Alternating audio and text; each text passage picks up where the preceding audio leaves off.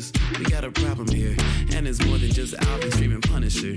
When life begins to suck, who's reporting it? Luckily, got two friends who you won't forget. Coming live for Alvin and Fran on survival. Laughing non-stop, case drops on a cycle. Louder than intrusive thoughts off an iPhone. How they make the world seem bright with the lights off.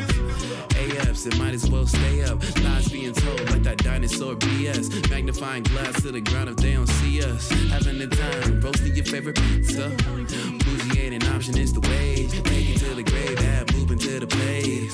You already know when they take the case. Laugh the pain away, it's affirmative murder. Hello and welcome to another episode of Affirmative Murder, the equal opportunity true crime comedy podcast. I'm Alvin Williams, joined as always by my partner in true crime, Fran and Alvin. Yes, wait a minute, Mr. Postman. Yeah, man, I'm the mailman. Can't you tell, man? Gonna post it. What up? What's going on, my dude? Not much. What is happening, man? Nothing at all. I guess it's, we're at the top of the show. I wanted to make a quick announcement. We dropped some new merch, folks. It is the first in a series of, all right, guys, calm down, settle down.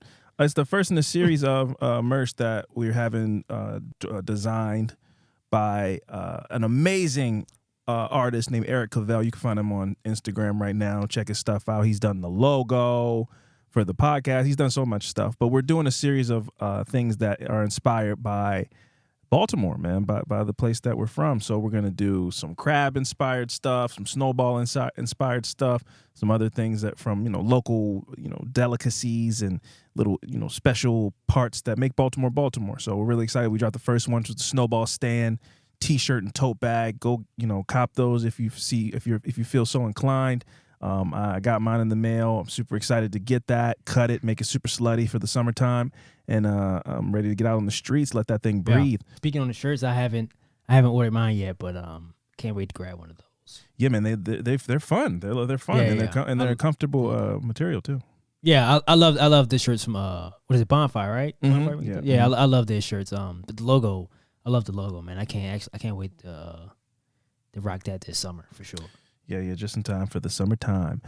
Folks, before we dive into the actual story that we're going to get into before we take our break, I feel like it's as good of a time as any to address what's been going on in the news. We have several times, I guess, but his name keeps coming up. P. Diddy, Sean Puffy Combs, who has been, I would say, ousted for some time now, just in so many different ways. I've never seen the collapse of an icon in real time like this. I would imagine this is how people felt about O.J. Simpson, but to see the different angles of which P. Diddy is a piece of shit has been like, it's like a manga or like a crazy novel or something like that. I've heard stories that the people have seen him having sex with T.D. Jakes, Carl Winslow from Family Matters, all these crazy nighttime Diddy parties, all that crazy shenanigans, sex trafficking stuff, and then the abuse allegations. I guess they weren't allegations because he settled them out of court with Cassie, which we came and discussed. That was, I don't know, at this point, maybe like a month and a half, 2 months ago, it feels like. Yeah. Where he settled out of court for like millions of dollars, I think it was undisclosed. But either way, people speculated that he didn't want certain stuff to come out in a courtroom setting that she could say, and so he settled quickly. And the first example that we got, and this is just like a little sliver of what he's done to that woman, he deserves to be under the jail. A video surfaced from 2016 from a hotel incident where Cassie seemed like she packed her bags up and was trying to flee from P. Diddy. He bursts into the camera frame while she's waiting for the elevator, pushes her down to the ground, kicks her, assaults her violently, and then drags her back to his room. Yeah. It has come out that he paid $50,000 back in 2016 to have that video given to him or erased or whatever. Because even if you give somebody $50,000, if you are a good extortionist, you take that video and you go, well, I deleted it, and you put it in a safe. Yeah. And because now the video is resurfaced, quote unquote. And it is some of the most despicable shit I've ever seen in my life.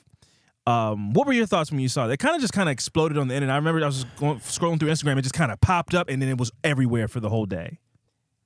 Again, man, for people that missed the conversation we had the first time, if I saw this video 2009, 2010, I'd have been on Diddy doorstep, bro. you know, I'd have been like, no, I'm coming. I'm coming for this dude. Big fan of Cassie. You thought I was gonna marry this woman. How much I loved her. Yeah. Her music, just her as an artist, just beautiful women. And for me to see that video, I was like, it was crazy to see something like that, man. When you hear stories about people and then you see it on footage, yeah, it's like, oh shit, we need to kind of, now some other shit got to come back up that we've kind of pushed, kind of swept under the rug. It got to all come back up now because now we've seen footage of this dude. It reminds me of when Ray Rice, the video, the rumor of him assaulting his girlfriend in the elevator came out, and the NFL suspended him for like 3 games.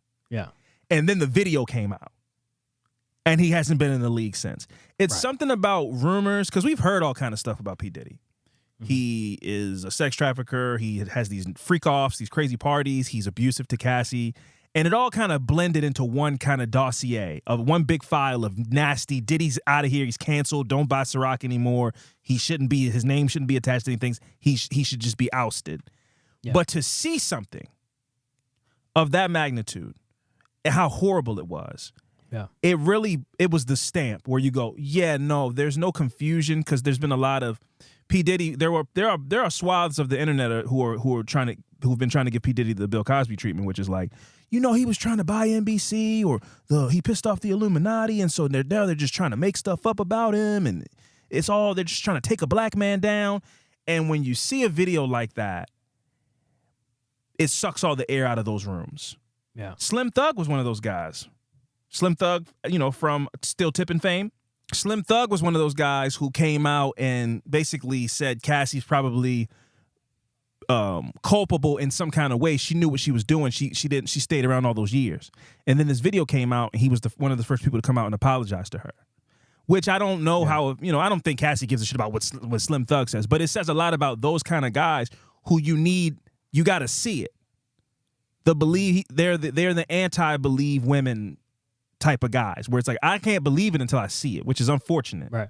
But this seeing it, I think, was the final, you know, for lack of a better term, nail in the coffin for P. Diddy. I don't see how he comes back from this. He came out with a video. He did a response video. It looked like he was in fucking Bora Bora or somewhere where they don't extradite.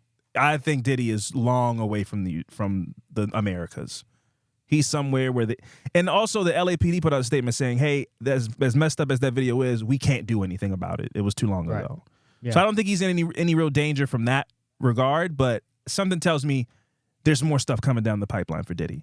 So I don't think Diddy. Sure. I don't think we'll see Diddy in the United States very much anymore. I think he will be wherever Russell Simmons is at, Tahiti or fucking Laos or wherever he is. I don't know, the Philippines, wherever he is. He's somewhere where you can't be extradited for your crimes. Yeah, he has enough money to do that. I always thought the relationship with him and Cassie was weird, man. From when they did it years ago, man, I was like, it's something about this. I don't know what it was, and I'm not going to sit up here and be like, I told you so type thing, but it's like, I always had a weird feeling, was like, I'm like, it was just weird. Like, it had nothing to do with the age. I don't know, maybe at the time, because she was super young when they first dated. Like, and I'm like, I don't know, it's something weird about this relationship. And then the whole hair thing came out, and you find out the backstory of that, and you go like, damn, if that's true, then I'm like, he found a way to make her come out, start a new style, essentially, a new hairstyle that women, you know, girls at the time, kind of follow, like a new trend. But it came out as like he beat on her and ripped her hair out, and she had to cut it or something like that. I was like, if that's true, I'm like, that's crazy. Yeah, really, seeing a video like that, it puts everything on the table for me. Right, like, you can't go like, whatever they say he did it. You know, like whatever for me, man. Like because in his video he says he was in a dark time. But that wasn't the first time he's done that. Like, it was such a manufactured type of apology. Yeah, and the whole thing was and this is coming off the heels of like a double down, where he was going, everything you guys have heard about me is bullshit. I'm not going to take this anymore. This is lies. People are putting shit on my name. And then that video comes out, and now you got to go, okay, so that thing did happen. Yeah. It makes you look completely dumb. So he has no credibility. Not that he had any, but this really sucks all the credibility. I don't really care what he has to say to defend himself. And whatever money he paid her wasn't enough. No.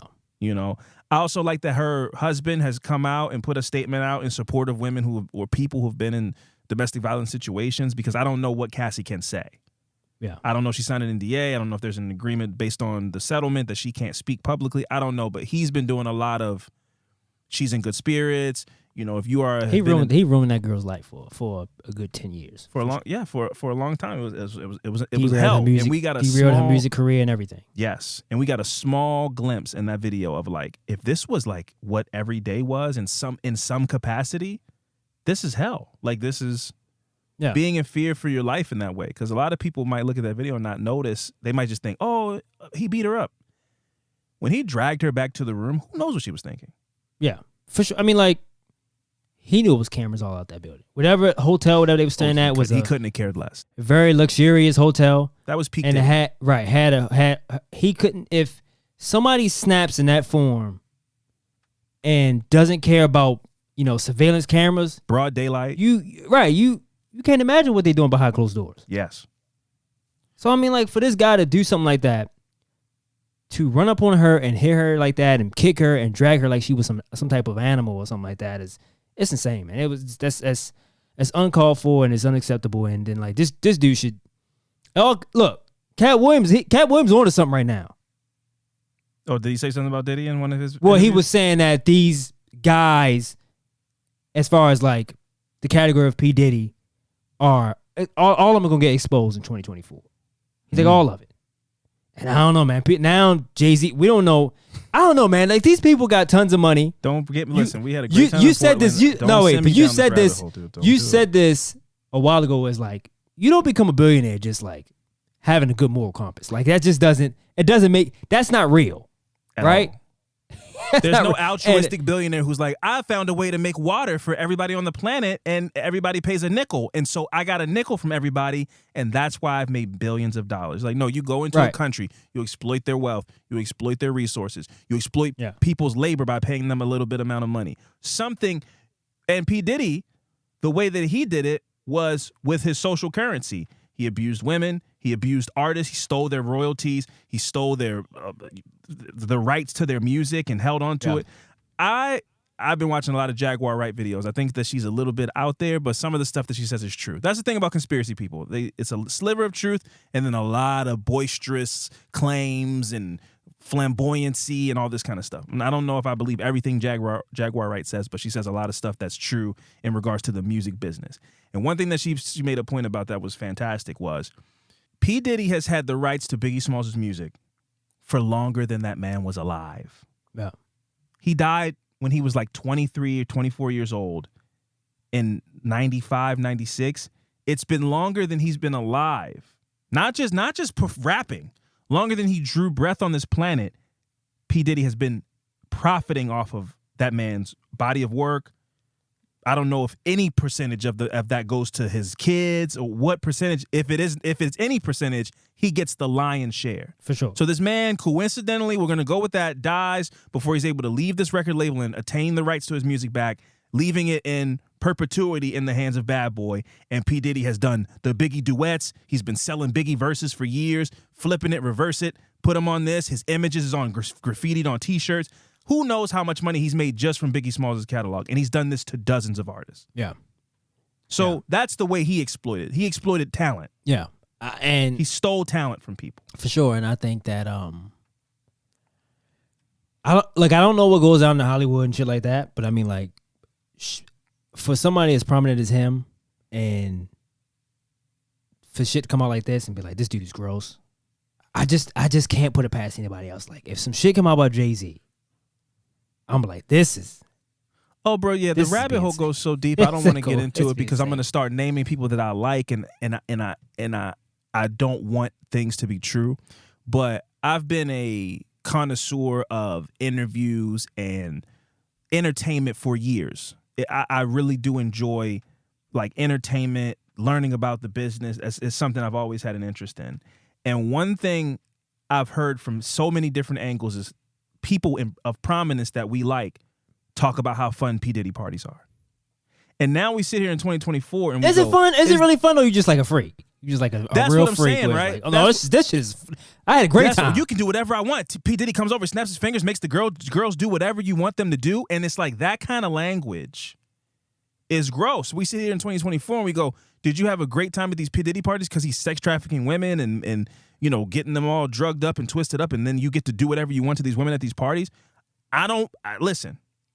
Jamie Foxx has had a rough couple of years. Jamie Foxx had a radio show on Foxhole Radio. Jamie Foxx used to throw parties himself, and I've heard so many funny stories from Jamie Foxx because I love Jamie Foxx. He's such a good storyteller. But he's told a lot of stories about how much fun he had at P. Diddy parties. He's told some stories that are a little shaky where you go, wait, what happened? And the girls tried to accuse you of this, that, and the third. And then P. Diddy came in and like yelled at the women and told them to shut up and basically used his power to stop the situation from looking away. Yeah. Did he try to kill Jamie Foxx? I don't know. I'm not. Listen, don't try to make. I'm having a real conversation. I'm asking you a question. Don't make me talk crazy. Don't listen. I'm asking you a question. Don't do that to me. Do you think he tried to kill Jamie Foxx? Jamie Foxx was sick. He had pneumonia. So you're not going to know? Jamie Foxx was sick. He had pneumonia. We can cut this, but just answer the question. Do you think he tried to kill Jamie Foxx? I don't know, bro. I don't know. So I'm not just making this. You've heard this before though. I've heard from the rabbit hole things that I've heard where you go, Jamie Foxx sick, people saying he had a COVID shot, and then a bunch of weird shit where you go, this is what you say to prep people for when he mysteriously dies, and then it's convenient. But my point is, I would not. I say all that to say this. Okay. I say all that to say don't this. No, first of all, don't do me like that. Don't do me like that, because I'm trying to talk to you about regular stuff, and now you're like, yo, tell me about. You think that Jamie Foxx is from a no, but you're not planet? gonna push me to the side and just ignore what I just asked. It was a legitimate question. I'm trying to have a real conversation. You trying to make me say crazy stuff. This is part of the. I'm asking you a question. You trying to make me say crazy stuff, bro? And all I was saying was to say. I said that to say this. Sure. I would not be surprised if Jamie Foxx is the next person to have this kind of fall from grace. Really? His career is taking this because Jamie Foxx didn't really fall off. He's had this weird career trajectory where all of a sudden he's sick. He's not doing as many movies. He was supposed to be in this Mike Tyson movie, which I've been hearing about this Mike Tyson movie for years. I thought it was gonna be his next Ray. I've heard him describe it in interviews. I thought it was gonna be this amazing movie, and then all of a sudden, studios, and he just wasn't getting the looks that he used to get. Like he used to be Mr. Box Office. Jamie Foxx, very talented. Low key was like Will Smith. One of the most talented people One of the most talented people ever. And then all of a sudden you're seeing him in like straight to DVD movies. Oh, so you think it's some shit that's going around? People, some mumblers. I think it's like we're starting to, when you start to see people like not as much, one of two things happens. It's like they are cold product. They just lost it, or people are starting to step away from them. Kevin Spacey's another example. As soon as Kevin Spacey was so big that they tried to work around it, but as soon as allegations came out that he was like a rapist and all this shit, people start stepping away, but he still wants to work because I was like, I'm Kevin Spacey. I'll go do a movie in Slovenia. Like what? So I've seen Jamie Foxx do some like that vampire movie on Netflix, which was like, whatever, it's Netflix. It's not a big deal to be doing a Netflix.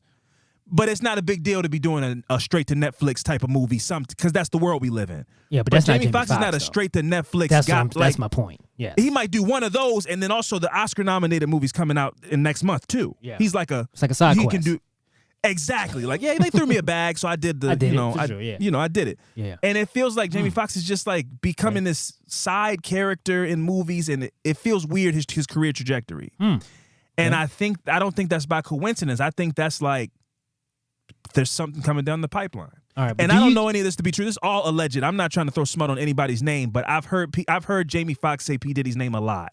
All right, about so do you parties and all this kind of stuff. So I'm like, anybody that was going to P. Diddy parties and was like a prominent figure at P. Diddy parties, were you seeing this shit and like, yeah, man, this is what fun was to you? Yeah. Go get the clippers. Hey, bitch, I'm cutting half your hair off. Yeah, and are you just having a good time at that party?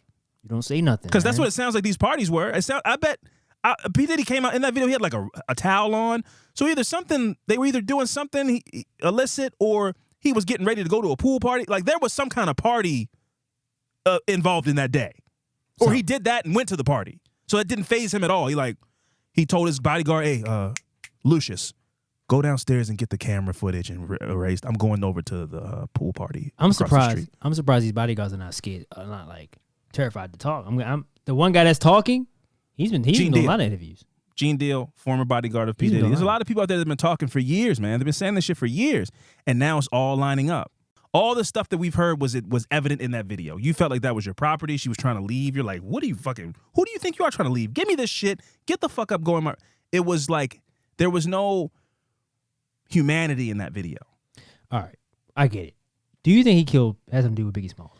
Bro, I have my thoughts. I have my speculations that it's possible that he had something to do with killing Biggie Smalls. All right. Allegedly, Biggie Smalls' contract was almost up. He didn't want to be under Bad Boy anymore. He was about to go start his own thing, The Commission, Junior Mafia. He had his own plans for his own label to be his own P. Diddy. And it's like, well, that doesn't benefit me as Bad Boy. You're my flagship artist. So you're more profitable to me dead than going into a court battle to try to figure out how to get you your masters back and all this stuff. That's You're more crazy. valuable to me dead. That's an alleged conspiracy that I don't have any proof to back up. But now for me, everything's on the table with that dude. I don't know, man. Just hearing this shit. It's a dark guy, bro. Hearing he's a dark guy. Hearing this shit and being like, the people that's been coming up that have been in rooms with him and like been caught doing some crazy shit is like still walking around and like just like everything's okay. Like the one with Ja Rule, I'm like, what the hell? I didn't even hear about that, and I don't want to hear about it. Whatever, like these people walking around, and nobody said like. I guess people who are in the industry or whatever know, like, oh yeah, I heard that before, like whatever. But then like for us regular people to hear, you go like, and them motherfuckers just walking around like nothing happened, like. Bro, I think I said it on the podcast. I think I said it on the podcast a while ago. I've heard for years, bro. P. Diddy parties are fun. Don't stay after like midnight. Get out. Like it starts to get weird. This is like a Hollywood joke. Everybody knows P. Diddy, man, he throws the best parties every year and all this kind of stuff. But the longer you stay, the less people are there and the weirder it gets. And when I heard the thing about Carl Winslow, I was like, bro, he's not even attractive. Like this is just a deviant. He's just like, bro, I don't know. I used to like Family Matters. I want to take him down. That's nasty. Bring me Carl Winslow. Carl Winslow is crazy. I'm like, this man he has an insatiable, he's like some kind of Roman emperor, bro. He always was crazy, bro. I was thinking about this too before we take a break, because this all I guess we should do it's kind of too late, but we should do like a trigger warning and let people know like it's gonna be heavily a discussion about like abuse and all that kind of stuff in this episode. Yeah, but when you were talking about last time we talked about P. Diddy, you said the video of him dressed up as Joker for the Halloween. Oh yeah, that shit was. That's P. Diddy, bro. Yeah. I said no. You can't go into character that nobody does a character that well. That's who he is. But effortlessly. Specifically, I said no.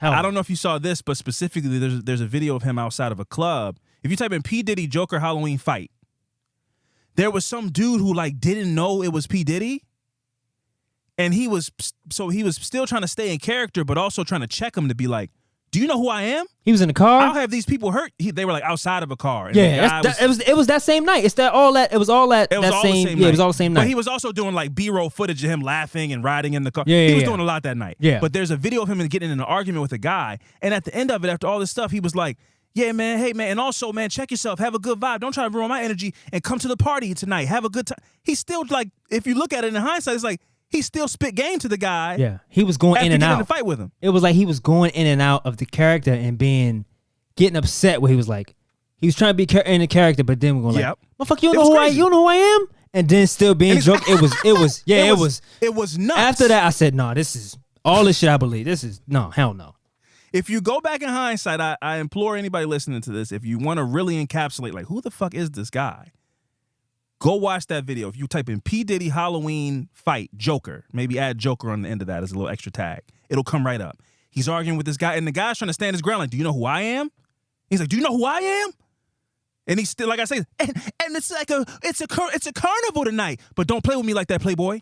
Yeah. Okay? And make sure you come to the party tonight, have a good time. It's going to be some fun time. We're going to have some fun, sexy time tonight, and it's going to be good, man. Bring some bottles and have a great time. I was like, and he's still like being charismatic with him. He wanted to fuck that guy, bro. He was like, you pissed me off because you don't know it's me, and I was trying to joke around with you, but I like how you look. So come to the party, too. It's going to be a great time party with kings and queens. So he's a sick guy, bro, and I hope only the bad things happen to him. I have no remorse or empathy for him. He's a terrible person. He doesn't treat people like people, and that was very evident in that video. But what we're going to do is we're going to take a quick break, and when we come back, we're going to get into some fucked up shit. Trigger warning, so stick around.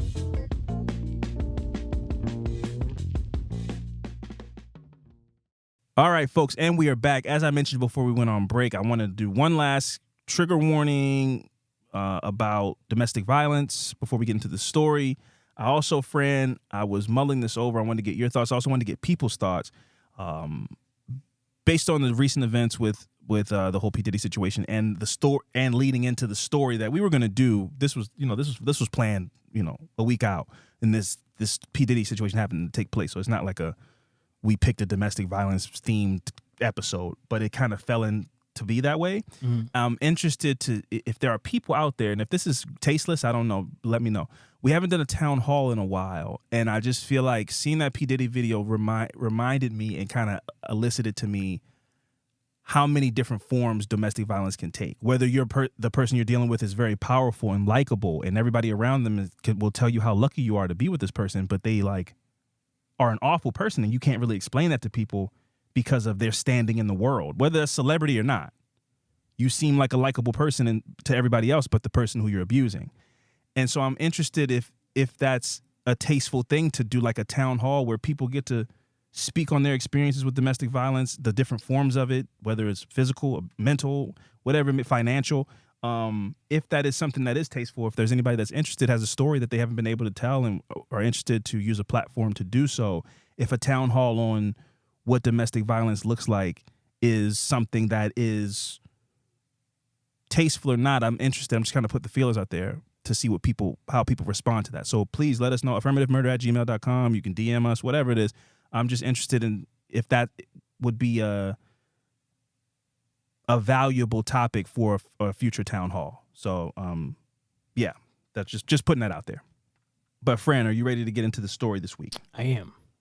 Okay, so I'm going to start things off by telling the story of a woman named Shauna Williams. So Shauna was born on September 13th, 1981. As a young adult, she got a job at Next Tier Automotive, which is a car part assembly line factory in Saginaw, Michigan. But, that was not her passion. She had dreams of one day opening up an adult foster care facility in her hometown. And Shauna was also raising 2 sons. She was known to have a big heart, and people close to her would say that she would help anybody who was in need. Give you the shirt off her back type of person. Shauna's best friend of 30 years, Dominique Van, said that she just always wanted to do stuff for people who were less fortunate. She would help anybody. She used to do hat and glove drives for homeless people and would collect donations. So, not to say that she's a saint or anything like that, but sometimes you can tell when people have a big heart. And I think it's very evident that this woman had a really big heart. Sure, yeah. It's like that those are the people that usually get the worst end of the stick sometimes. Yeah, and get taken advantage of a lot. It's unfortunate for sure. Yeah.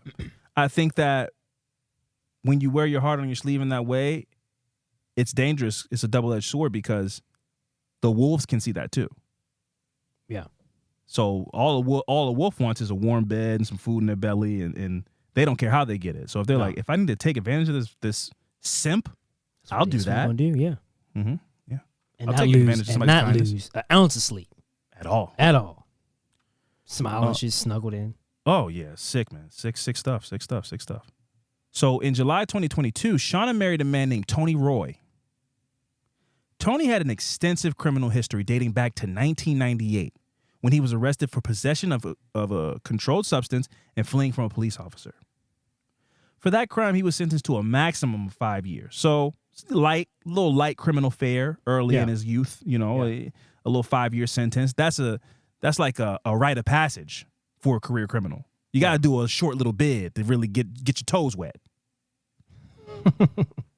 You learn that you're like, you still using a screwdriver? Nah, bro, you got to use a monkey wrench and 3 toothpicks, and you become a better criminal. Because the American criminal justice system and prison system is a fraud that doesn't help make anybody better. They just make better criminals. He was paroled early, so he didn't even have to do the full 5 years. He was paroled after a couple of years. But almost immediately went back to prison after he was arrested on November 10th, 2000. Now, keep in mind, the 5-year stint was for a small petty crimes and, whatever. Like I said, he dipped his toes in. Yeah. On November 10th, 2000, he was found guilty on 6 counts of armed robbery, kidnapping, and assault with intent to rob while armed. So he graduated. He went in a petty criminal, comes out, armed robbery, kidnap people, tying them up, take me to the safe. he graduated from petty theft to full-blown bank robber, or I don't know if it was a bank, but full-blown robber. So he was sentenced. He was sentenced on December 10th, 2001, and was released on November 5th, 2012. So an 11-year bid. Yeah. With only a 2-year, he spent 2 years in prison, got out for a couple of months, and went right back in to do 11 years. Yep. After another short stint of freedom, Roy was arrested on January 15th, 2014. So he got out in November 2012, and just over 2 years he was out in the streets after doing 11 years. Roy was arrested on January 15th, 2014 for armed robbery, carrying a concealed weapon, possession of a firearm by a felon, and interfering with electronic communications. So this man had like a jammer or something, like a signal jammer from Call of Duty. He had something crazy. Like, yeah, I'm not giving him that type of He had something. He broke a radio. He cut some, radio with cut some telephone cords or something. I'm not giving him. He didn't have an EMP. No, he's not getting that out of me. He's not this sophisticated as fucking. He used the James Bond device. Jammer, no, he went and cut some cable cords, Comcast cords or something. He did something crazy. He slammed somebody's cell phone on the ground. Yeah.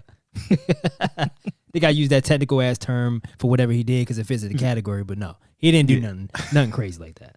I bet that was what it was. Somebody was like, "Excuse me, 911." He's like, "Bitch, are you on the phone?" You threw it on the ground. And you got the cord on the cord phone on the landline. On the landline. So he was sentenced on February 23rd, 2015, and was released on June 30th, 2002. So that's another 7-year stint right there. Yep.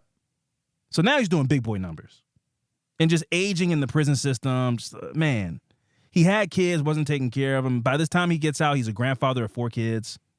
But why when we do stories like this and the guy or, whoever the person is has a long rap sheet, it seems like the time, as we read it, it seems like to me that window of time goes by super fast. Like it's just quick. But it's really not, though. Sentence? Yeah, but in reality, it's really not that fast. But we're just reading and go like, damn, he did all that? And it's like, in like 20 years? But he's out now, just like chilling? Yeah. Like it went by super fast for him, it probably felt like. But I mean, like, that's a really a long time. But it's reading it seems like it's super fast. Like the time went by so fast. Yeah, I've seen a lot of like Locked Up Raw and all this stuff where people say, the time in prison moves so slow. But for you, because you're living your life. I'm going on vacation, this, that, and the third. It's like, no, every day I get up and do the same thing. Is, lights up, lights out, go to get my gruel omelet, my gruel sandwich, and then I go press some license plates, make some beads or whatever. Every day is a slow, monotonous thing. And he did that for 11 years and learned nothing. Yeah. And it's like, I'm ready to go back again. It get worse. Yeah, I'm coming back out. I'm going to try to, because guess what? The next time, what I did was, I didn't tie up the bank teller. So he is. Next time, as soon as I get out, that's all. Every day it's like scratching out the counter. As soon as I get out, I'm gonna succeed at robbing that bank. So you can't say he's not learning because he's learned to be a better criminal. Sure, technically, in a way, a bolder criminal for sure. Because he's not better because he got caught again. But a bolder criminal is like, this time I'm going in with the gun out. Yeah, they got to know I mean business. So while he was incarcerated, Roy was actually charged with possession of contraband in 2017. So this guy's just like does not respect the law, does not learn, does not show contrition. He's like, I'm in prison. Well, I'm gonna eat what I want, do what I want, and have what I want in prison. I don't give a fuck about these rules. I don't care about rules. I'm a wolf. Shit about rules, yeah. He's done what? How much time has he done so far? I mean, at least like 15 years. Yeah, at least 15 years. Like, yeah. You can't tell nobody like, he was like, I don't give a shit. I don't care. Yeah, I'm institutionalized. Jail? Yeah. Go back to jail? So I don't care. I live in jail. I'm going to get all the stuff in there, get my commissary, and learn how to make jailhouse McGriddles. I know how to do everything I need to do in prison. First, you take the honey bun, throw the salt and vinegar potato chips in there, you smash the bag up, smash it. Then you take the wires, you put them in the water, get the water to a boil. Then you pour water all over this, get it nice and soft. That's how you make a pizza. So Tony and Shauna met during his 8-year sentence. And due to a letter of concern he wrote to the parole board about catching COVID-19, Tony was given the possibility of an early release with parole in August of 2021. So COVID came through like a breath of fresh air for a lot of people that were in prison. Yeah. Like, I got a lot of phone calls from like cousins and stuff where it's like, they're letting people out because of COVID. Yeah, you know, all you gotta do is tell them like I'm scared I'm gonna get sick, and then they just let you out. That's how simple they made it sound. Wait, somebody called you and told you that? I had a couple cousins that were locked up during that time that were called you while they were in jail. They asked me for a little cash app. I'm not gonna get into. Yeah, you got family. I didn't know you had family. I didn't know you had family that was in prison. Sorry. I didn't know that. Yeah. Didn't know that. Mm-hmm. You never brought that up. I don't. It's that's their business. It's not my business. I'm free. They called you. I'm sure I'm on the list of they used up this person. And then like, I'm gonna call Alvin, man, see if he got $25. All right, so when the last time you talked to these cousins, though? Oh, once I learned like what their numbers look like, I don't answer the phone for those numbers anymore. But anyway. But that's I'm like, they called you out of all people. Let me go Alvin. And you they still give me sometimes, I'm like, oh, I missed number. Well, sometimes I get phone calls from like, podcast related stuff or whatever. So I'm like, well, if it's out of state or a phone number I don't recognize, I answer. Yeah. Hello? Cuz, it's me. I'm on a 3-way phone call from some save this number. I'm like, right on, I will, cuz. Block. I gotta, you caught me at a bad time. I'll call you back. Block. Because they will use you and use you and use you until you have nothing left. And if this was family that I love to the core of me, it's different. But these are cousins that like I haven't seen you since I was 14. That's my point. I don't know you anymore, bro. Like they call you. Yeah, that's what I'm saying. Like, I don't know you anymore. I got a whole different life. I'm sorry. Like I believe in family and all that kind of stuff. But if a family member that is my blood, my family, and has been my family up until this point, goes into a situation, they can count on me. Right. But the last time I saw you, we were 12. I don't know you, sir. You better not call me. Don't call my. I don't even know who gave. I want to know who gave you my number. That's what I'm saying. Like, how did they get your number for them? And they called, and they was like, I'm gonna reach out to Lil Al. They called. I can't get. They called you. That's why I keep saying that. Out of all people, they called you, and was like, nah, this is a great idea. And they still. That's the sick part. They're like, Lil Al. I'm like, bro. I do not go by that anymore. Don't call me that. Like, you don't know me. You get desperate behind them 4 walls, man. You like, man, I'm reaching out to everybody. Nah, man. You would be lucky to get me on the phone that one. I don't answer the phone if I don't know the number. So once I get that phone call and it's like, you have a call from, click. No, that's it. No, I'm not. No, we sound sick. Listen, let me be clear. I don't care. For people that I love in my life. Do not call. If you're in prison, do not call me. I don't have any money to be sending you on your books. I'm sorry. I haven't seen or talked to you in decades. Why are you calling me? No. You have a call from. So you asked Aunt Bernice. So you asked Aunt Bernice for my number. She gave it to you, and then you called me and you're like, small talking me to be like, cuz listen, all I need is like $150. Just like, now they got me one time, but you get me once, you'll never get me again. That's why I like. Listen, everybody gets one. I'm like Spider-Man. If I manage to pick up the phone one day, I'm just like, moving and grooving, and hello, you have a collect call, and they come through, boom, and they get me. Or sometimes, like I said, what they do now is they don't call you from jail. They call you on the 3-way call. Yeah. So they're right there. You don't even get to, they're right there. Hello, cuz it's me. Oh, hey man, what's up, man? Good hearing from you, cuz. And they, drag it on for like 2 minutes, bullshit before they beat around the bush. Hey man, listen, man, I need like $100. That's all I need. You got it. I'm telling you. I'll go to call you back, man. And just hang up. block. No, but listen, let me tell you how gracious I am of a person. You got it. Bro, here, what's the Cash App? Here's 100. Don't ever call. I don't say it to him, but it's like I scratch him off. I did it. Don't ever call me again. You better than me, man. Because I did it. My conscience is clear. I helped you out in the moment. You got down the list. It's for you to call me. And that's the thing. That's what I don't like. If you got to me, here, man, what do you need? $50, $100? Here, take it, man. And guess what? Now don't ever ask me for anything ever again in life. Fran shouldn't be on any list. Mm-mm. I'm not, there's no, you got me there's none of that for me. I'm not going for that. Fuck that. What's that Janet Jackson song? What have you done for me lately? Ooh, no. If you haven't done anything for me, I don't have nothing to give to you at all. Mm-hmm. Don't call me. Take me off the emergency list, whatever. I'm calling the what's his name? What's the warden? The guy that runs calling the hey man. Take me whatever. I'm not whatever I don't list do I'm on. List. Take me off the list. Take me off the list. Take me off the list or put me on the list. Or whatever it is, put me on the ban list or take me off whatever it is, put me on it or take me off of it. Because if we aren't day ones and been day ones for a long time into adulthood, it's like, bro, don't ask me for favors. Yeah, because when you get out, I'm not gonna hear from you. There's no gonna be no, hey man, I'm gonna pay you back from looking out. Ain't gonna be none of that at all. At all. I'm sorry. After the first time he go, now, even if he says no 5 times, I'm gonna get him on the 6th. It's gonna be a numbers game. He's like, no, it's a numbers game. Just get him. I'm gonna catch him again. I'm gonna catch him again. And now it's fine. Like every time, now like, bro, in your man, I'm in a wind tunnel right now. I'm gonna call you right back. Can I call you back at this same number? Yeah, cuz just okay. Block. That's just how I feel, bro. Listen, and let me just say, I believe that, people getting out of prison, getting back on their feet, need help and all this kind of stuff. But these are people. I don't like people that I know are manipulating me. Again, this goes back to the squeegee conversation. I don't know if that was a controversial one. That was a controversial episode, but I have the affinity in my heart to want to help people. For sure. You don't get to come and use me. If I want to go out of the kindness of my heart, like, I'm going to go sponsor somebody. This guy wants to he got his degree while he was in prison. I don't know who he is, but I saw his story. He was wrongfully convicted of a crime, or he was 17 when he got charged, or whatever it is. Hey, bro, I'm going to put some money on your books. I'm going to send some money to the Innocence Project, try to help get you out. I'm going to sponsor you. I'll use my platform. You can come here and tell your story. But cousins calling me and asking me for favors, prison or not, because let me also be clear about that. I got cousins calling me that are not in prison. Same. Asking me for money. Same. I had people that are like, you going to invite me to your wedding? Yeah.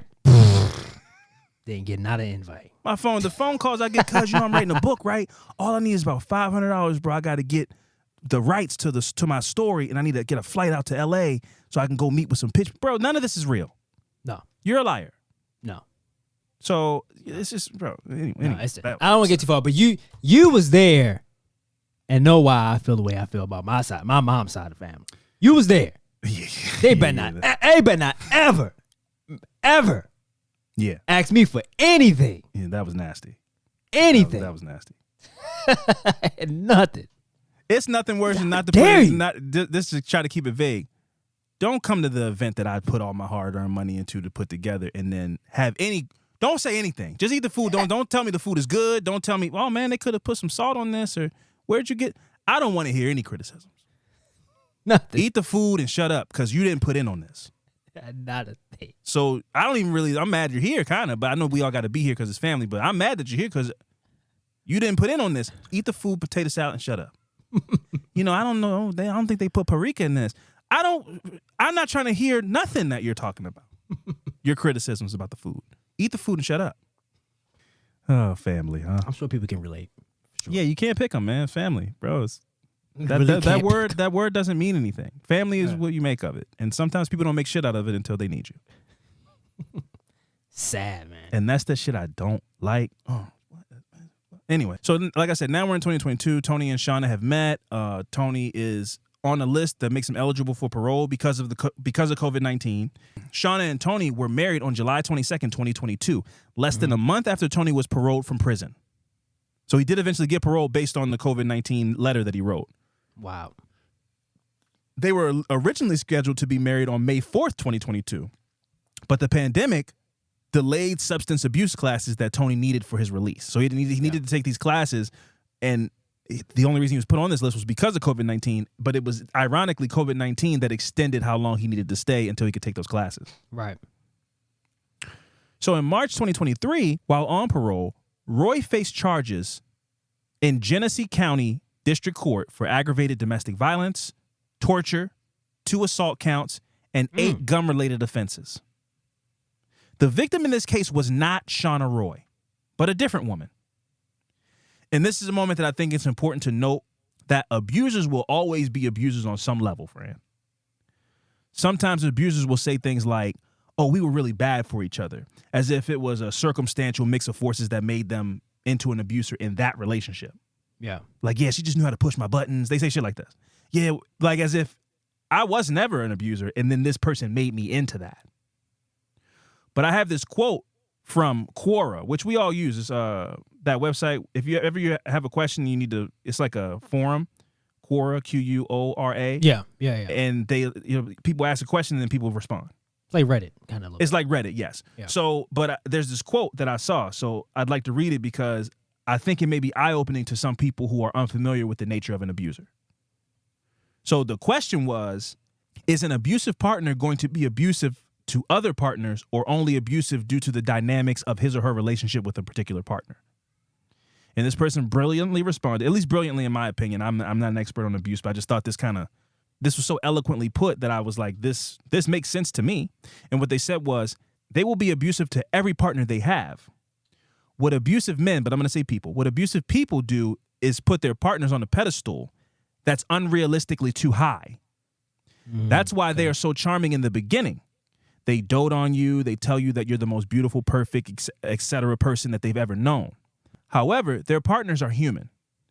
And keep in mind, in what I'm reading, they say woman every time. But I'm just trying to make it more general to anybody and just say, so I'm just doing some kind of interchangeable language here. So, however, these partners are human. And abusive people are disgusted with the faults of those partners. So whenever you don't do things you would do as the person on the pedestal that I put you on, it pisses me off. So no person can live up to the expectation in the abuser's mind because their expectations were never realistic to begin with.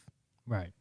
Their need for control over the relationship is the only way that they can ensure that you won't leave them, which is their greatest fear of all, as we saw a glimpse of in that video of P. Diddy and Cassie. They'll even kill a partner before letting a relationship end amicably. Yeah. That happened recently out here, out our way too, which is crazy. But go ahead. Oh, man. Yeah, I didn't know about that, but Jesus Christ. Abusive people almost never change and rarely benefit from therapy. They might say they've never been abusive before you, and it's your fault that you've pushed them to this point. But if you contacted their exes, you'd hear a different story. I just thought that was important to note because I feel like that's the story of a lot of people where, they'll hear something from somebody that they're entertaining or dating. Maybe they've been together for a while and they go, oh yeah, I have a restraining order from an ex, but she was crazy. Like, it wasn't me. Like, she was crazy as shit. Yeah. And so it just was like a bad relationship. Yeah. And these are red flags. Yep. It's crazy because I brought it up and I think this is a great time to bring it up since you just, talked about that brilliant quote you just read. Out here recently, this happened on a Sunday, so luckily none of my coworkers were working. Well, my coworker who does the route wasn't working. But a young lady was killed and by her ex-boyfriend who she had a restraining order on. I kind of don't want to get too deep in the restraining order, but I don't agree with how they are set up and how they're being used and how they are not being enforced properly. It's just like, it seems like it's just you go and get one, have proof, and it's like, you have one. I have a sheet of paper that means you're supposed to be 100 feet away from me. It's like, okay, and it's like, and? Yeah. But the girl was killed. There's a video and it's very graphic. I mean, he killed her on the spot, broad daylight. And it was like, and then you see that news come out that she had a restraining order against this guy, and it's like, what's the course of action to take when you're I want this person to leave me alone? Right. And it's like, especially if somebody has to do it multiple times, they get it approved. I don't know how that process works. But I mean, like, these people's lives are in danger, and then when the worst possible scenario happens, which it did with this young lady, it's like, so what do we do now? How do you move forward from that? And it's just like, to see something like that and it to be close to home, it's super unfortunate and it's scary. Where it's like, these women out here and these crazy dudes who have, I don't fucking know, just fucking insecurity issues or whatever. Possessiveness. Possessiveness is like, well, I can't have you, nobody can type of attitude. And it's like, it's just, I don't know. I think they need to do something better with the whole restraining order process. Like, something has to be done. When something like that happens, that's when it needs to be talked about more, for sure. I agree. So in the case of Tony, the case that he was dealing with after he got out, like almost immediately after he got out of prison with this other woman who wasn't Shauna, the case was dismissed in April of 2023 due to the victim being unwilling to testify, which happens a lot. I mean, she's scared. Yeah. She doesn't want to dredge up the past. I don't want to deal with this anymore. I just want to move on. Whatever the case may be, that's her business. But the case did not proceed any further. Roy was placed on a GPS tether for up to 90 days. The Michigan Department of Corrections listed Roy as a parole absconder on July 11th, 2023, which, funny enough, was the day Tony got on Facebook Live to announce that he was days away from having his tether removed and would be appearing at a celebratory party in his honor at a Flint, Michigan nightclub called Vibes with a Z on July 21st, 2023. I can't. I don't like names like that because if I go in there, it's not a vibe. I'm like, this place is a fraud. This is Yeah. This is false advertising. You call this a vibe? This definitely is. This is not a vibe. It certainly is not a vibe with a Z. So Roy's parole officer removed his GPS tether on July 13th, 2023. But on July 12th, 2023, Shonda's friend, Dominique, began suspecting that something was wrong. Shonda stopped responding to her text messages and phone calls went straight to voicemail. Shonda was known to everyone to respond to text in a timely fashion. This is a woman with 2 kids. Yeah. She responds to people when they call and text. Shonda's mother called the police on the morning of July 15th, 2023, after a couple of days of people being concerned, justifiably. They haven't heard from her. So her mom calls the police on July 15th, 2023, and reported that she had not heard from her daughter in 3 days. Police repeatedly visited the apartment to look for Shonda, but Tony claimed each time that he had not seen her either. Sounding very Chris Watts. For sure. Now, he was at the apartment, though. He's like at the... Yeah, when they he's come there. to do the fourth, he's there. He's there, but he's like, No, I yeah, ain't seen him. I don't know, man. I'm concerned, too. Just not believable at all. Also, the Chris Watts videos are making their rounds again on TikTok and stuff. It was nuts. It's my favorite part is the neighbor, though, man. That's my favorite part of the video whole thing. cameras. He was like, no. Yeah, when he was like, he's like, hey, man, that guy doesn't. He's over here talking and shit. He doesn't act like that. Like that's not. That's my favorite part. Yeah. Oh, I love that part. Him talking over here and shit. He does not say anything ever. He never talks. doesn't say Something's up with him, shit. man. He was like, something's up with him. I don't know. Off the rip, he was like, I don't know what the fuck is going on, but whoever that guy, that's not who I see all the time. Imagine how scary that is. Like somebody. That's terrifying. Even from a neighbor perspective, like you see this guy every day for 2 years. Yeah. And then one day he comes over to your house. Something weird has happened. He comes to your house and it's a whole different personality. You're like, who the fuck is this? Is the guy like waves? Did you see the game? Yep. Yeah. And then now he's over there like jittery and all this. You're like, I don't know That's when what you the go- hell's up, Yeah. but that dude is acting different. That's when you get your guess. If you have a gun, I'm gonna go grab this real quick. Yeah, put it but in I'm my gonna need back you to pocket, go ahead and like, get out of my house, man. Yeah, Because I don't know let's what take the hell step you outside. did, but I don't want That's anything to do with it. That's my favorite part, man. Oh, He was on it. What? That wasn't. That's. Yeah. Oh, he's never like this. That's my favorite part. So police returned to the apartment later that day on the 15th for another welfare check, but Tony was not home. Police returned again at about 6:30 p.m. So now they're like, listen, we're not just going to keep taking you saying you don't know where she's at. Yeah. So we'll be back in a few hours, and we're going to see if she's home again. And if not, your story better change. You better know something. So investigators believe that Roy killed his wife, Shauna. They believe it was done at the Kings Lane Apartments, which they kept showing up to, which is in Burton, Michigan. They believe this happened on Tuesday, July 11th, 2023. So before he made that video on July 13th on Facebook Live talking about how his GPS bracelet is about to come off and he's going to go party at Vibes, they believe 2 days before he made that video, he had killed his wife.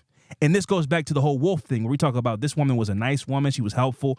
And this wolf took advantage of that, killed her. And then 2 days later, where nobody knows where he put the body, he's like, yo, the bracelet's coming off. The boy is going to be back out in the streets, man, soon. Coming to Vibes. Yeah. I was like, do you got pull like that for you to be like mentioning that you're going to be at a club?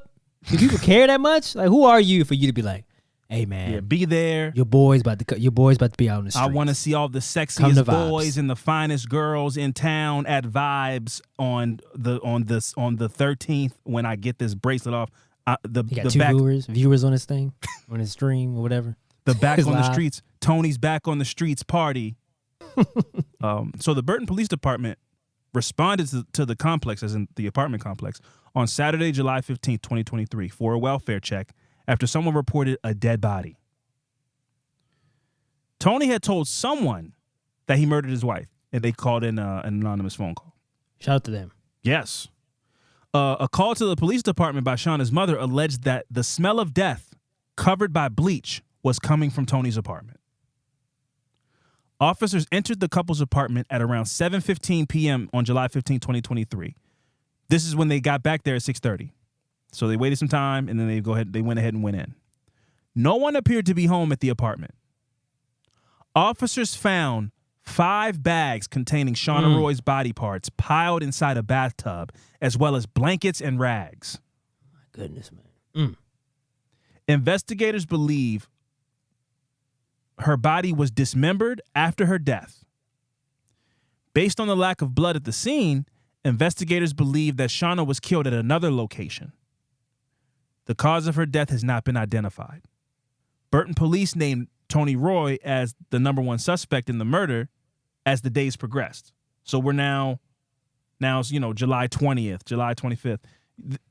Some days have gone by and they start to release information slowly. Yeah. Shauna's vehicle was missing from the apartment complex. A witness told investigators that Tony had called and admitted to taking his wife's SUV and leaving it in Detroit. Police went to the location and began surveilling it. Investigators obtained an arrest warrant on Monday, July 17, 2023 for Tony Roy.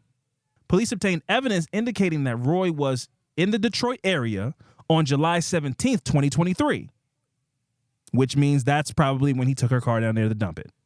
Michigan State Police fugitive teams from Metro Detroit and Mid-Michigan found him driving with a woman on Telegraph Road near 7 Mile Road later on in the month of July in 2023.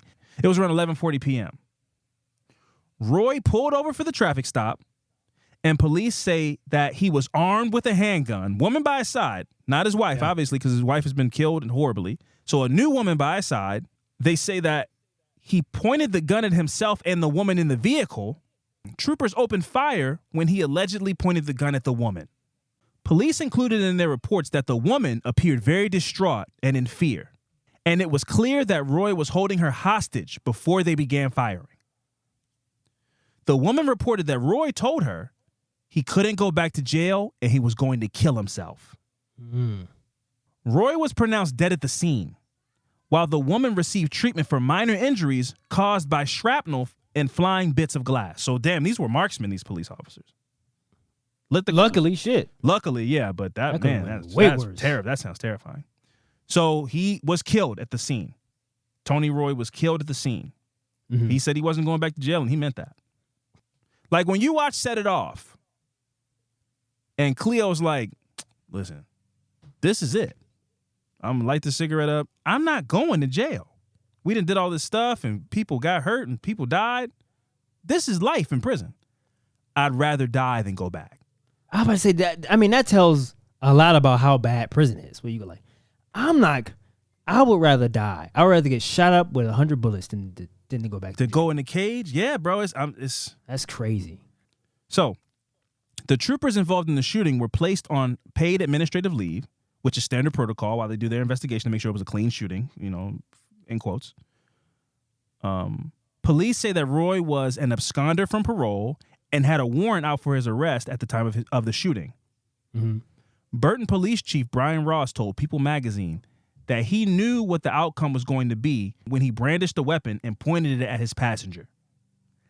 I don't know what was going through his head, but he's been to prison before.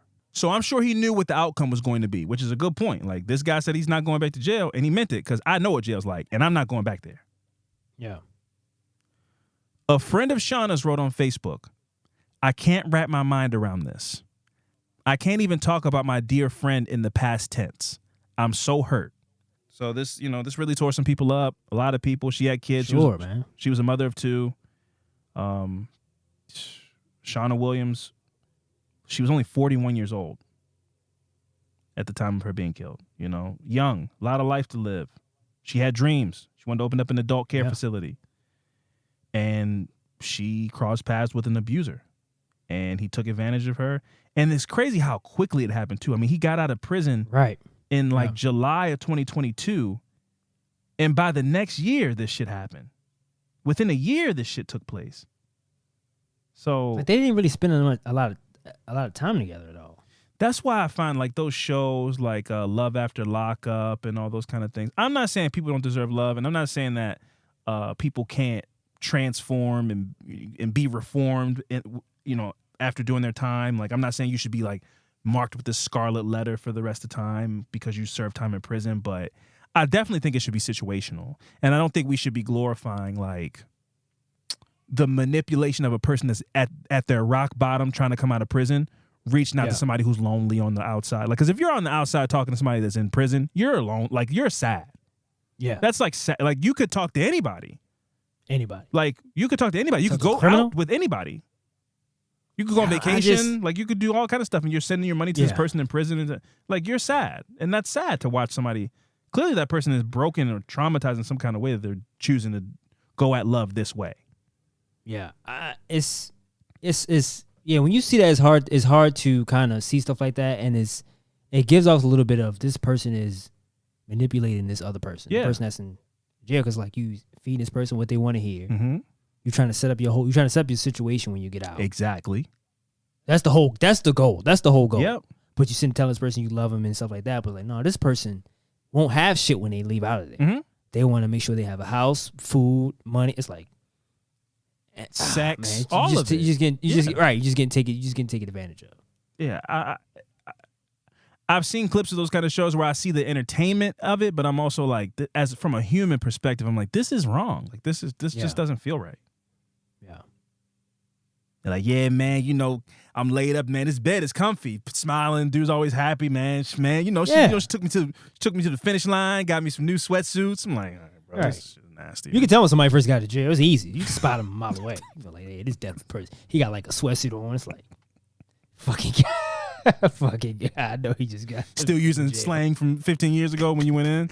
Got his phone on his hip. I go, hey, this guy just got ringtone. Nah. This guy's fresh out of a time machine. Yeah, this shit is for shizzle, for rizzle, for lizzle. You're like, all right, man, listen, look. Right, bro. You need to watch some little baby videos or something, bro. You got to catch up. You got to get with the times, man. What's going on? You come out cool with Snoop Dogg. I'm like, nah, man, you take your ass back in there. That's probably sad. You get out, you all behind. Shit changed. I'm not getting no play from the honey dips. You got your one leg pant leg rolled up. Nah, bro. The LL Cool J sauce. LL ain't the man no more? Nah, what? No. I've been at this club. I've been at Vibes all night, licking my lips. Like, no women are coming over to me. I just kept licking my lips going on. And they're not doing anything. It's like, bro, it's not working. Nah, bro. Ugly, Skinny, Sick is in right now. You never seen Pete Davidson? This is the guy getting all the girls now. So you having a bald head and licking your lips and wearing cherry chapstick and shit, that's not it anymore.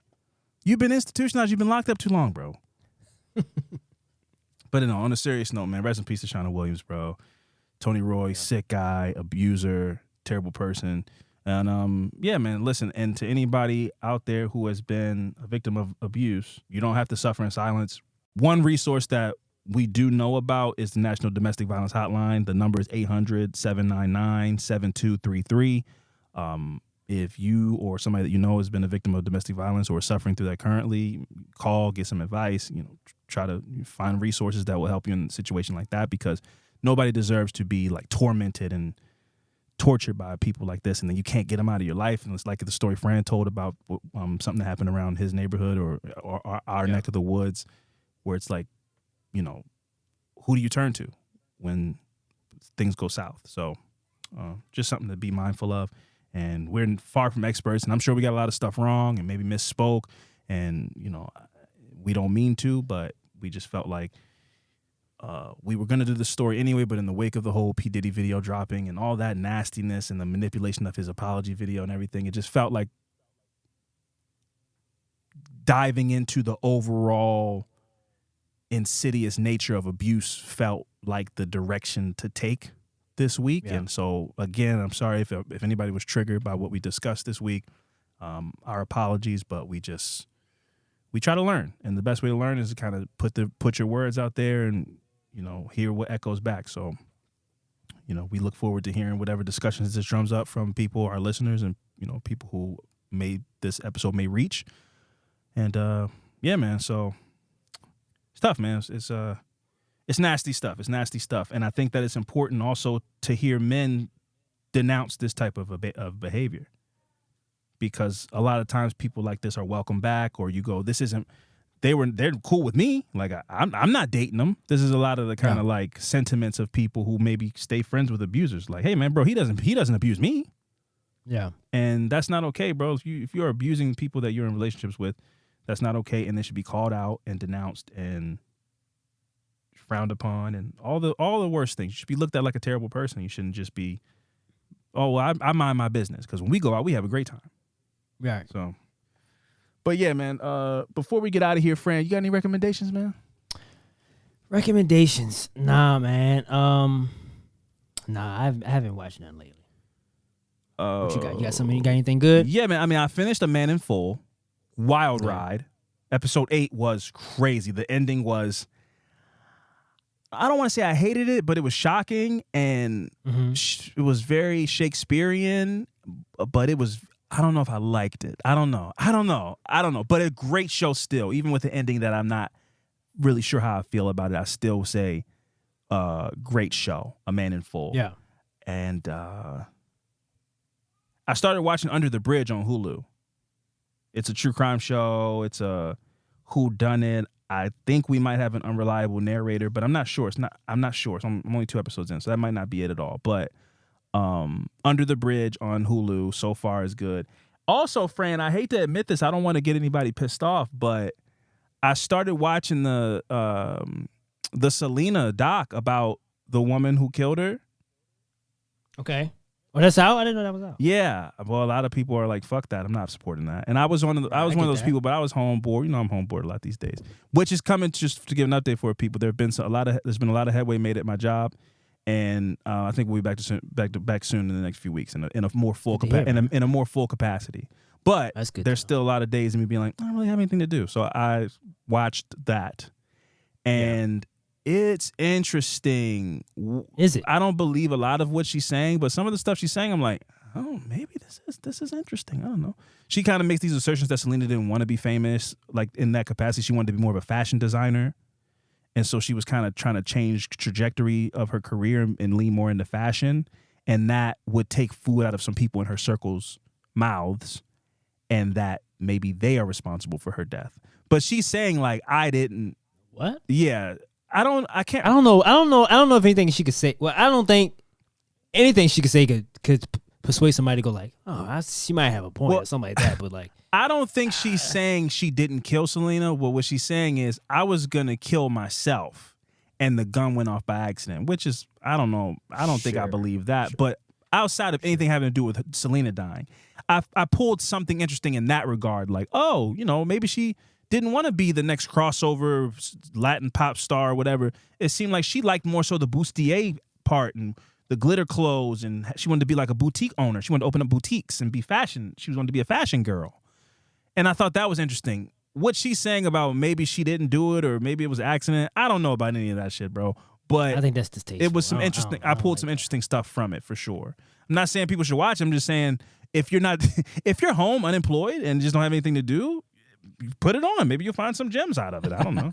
So that's how I found myself in that predicament of watching the Selena documentary. But but that aside, A Man in Full, fantastic show. Under the Bridge is a good show. And the NBA playoffs have been highly entertaining. I know that would get you, Frank. Yes. We got two game sevens left. We got 2 game sevens left. I think both of them are tonight while we're recording. They come on tonight. We got one left. Yeah, the Knicks have been eliminated. Yes, and then we got the Timberwolves and the Denver Nuggets. We have the Timberwolves and the Denver Nuggets, and that should be a good game, which I'm excited to watch. And as you're hearing this, those results have come in, but they haven't come in yet, so I'm excited. And I'm rooting for Anthony Edwards. Is he the next Michael Jordan? I don't know about all that, but he's a really fun guy to watch. And he's got a spirit that I haven't seen in a long time in a basketball player, especially a young one. Right. Yeah. Basketball playoffs is lit right now. I think the NBA, we don't have to get into sports, but the NBA does have a problem with blowouts, but that's a conversation for another day. Yeah. Well, there's no defense, but yeah, like you said, conversation, different day. I did want to speak on, this comes out, obviously we're recording this early, so this comes out sometime, end of the week. Mm-hmm. People by then should be getting their stickers. Sorry, people. I got a lot of shit I got to do sometimes. It's like, I don't have the energy. So, people should be getting their stickers by this project. So don't come to me. The stickers should be people should have their stickers by when this episode drops. We should see some pictures of people having their stickers. Exciting. Post those things, man. Post them up. Hold them up high and proud. Post them. I was trying to do something with the stickers and it just didn't work out. So, because I didn't just want to send people a sticker. I kind of wanted to put a nice little card in. Sure. But that takes extra time. I got to go to the fucking office. I was like, I'm gonna just get them out. Because if anybody know me, Alvin knows me. If I do something like that, y'all probably will never get the stickers. I'll just have a whole bunch of cards here and stickers and shit here, and y'all would never get them. So I said, fuck it. I'm gonna just send the stickers out. So people should be getting their stickers when this episode drops. So please, guys, post pictures. We want to see it on the socials. It's gonna be dope. For sure, man, for sure. Yeah, I would agree with that. And one last time, let me give equal shine while we talk about the NBA. The WNBA season is off to a start. I believe it's preseason. Man. I'm not sure if these games have started to count yet, but Caitlin Clark is already looking like she's everything that we thought she was going to be. And I saw an interesting take. I saw an interesting take from, it might have been Brandon Jennings. I'm not sure. Basketball. We might be going deep basketball, but if you're here for it, stick around. He was basically saying the WNBA is going to fuck, or the players are going to fuck around and fumble a bag because they're going to try to give Caitlin Clark the LeBron James treatment, which if you go back and look at videos where they're like, man, I don't know, no high school kid's going to come in here and be nice. And like, we already have talented players in this league. I don't think some 17-year-old kids, they were hating on him. But the NBA is an established entity. You can afford to like let a generational player have a rough go. But if the women in the WNBA try their hardest to diminish Caitlin Clark's light, they're gonna fuck around and fuck up something that could boost the whole league. And he wasn't saying they should let her come in their house and hit 14 threes and go crazy, but they were like, bro, embrace her being, you're getting new eyes on the game. Don't be like, I know it's the competitor in you to want to be like, nah, I'm nicer than them. But like, bro, don't hate because y'all are getting chartered flights and stuff. Like, the numbers are going up.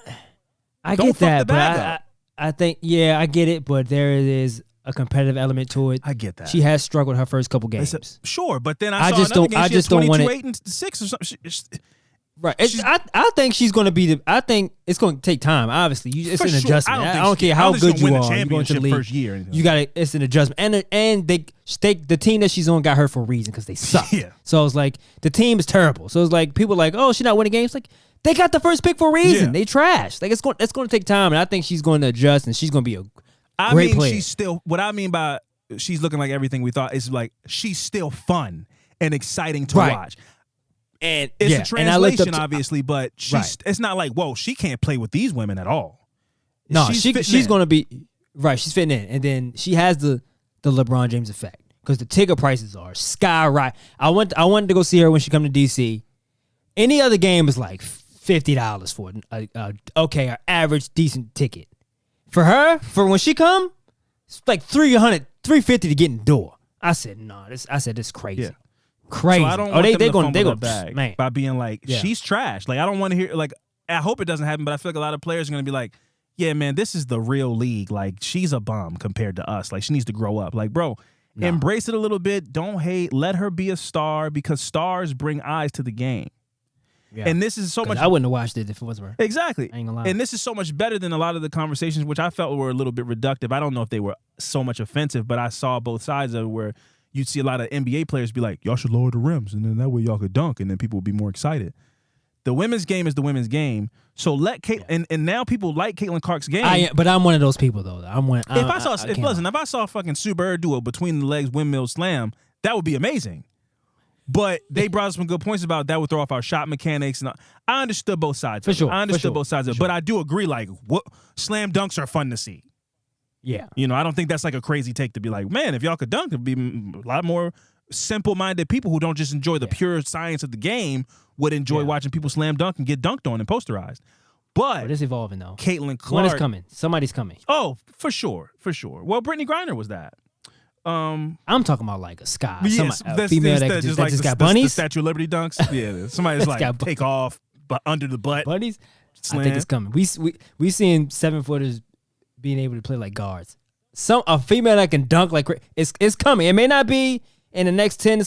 One is coming for sure. There's always just one. Yeah, a generational type talent. Shout out to Asia Wilson too, by the way. Game crazy, but the Caitlin Clarks, the Sabrina Ionescu's, they're taking the Steph Curry blueprint, which I think is more adaptable to the WNBA, where it's like I'm a lights out shooter. I'll shoot this bitch from half court.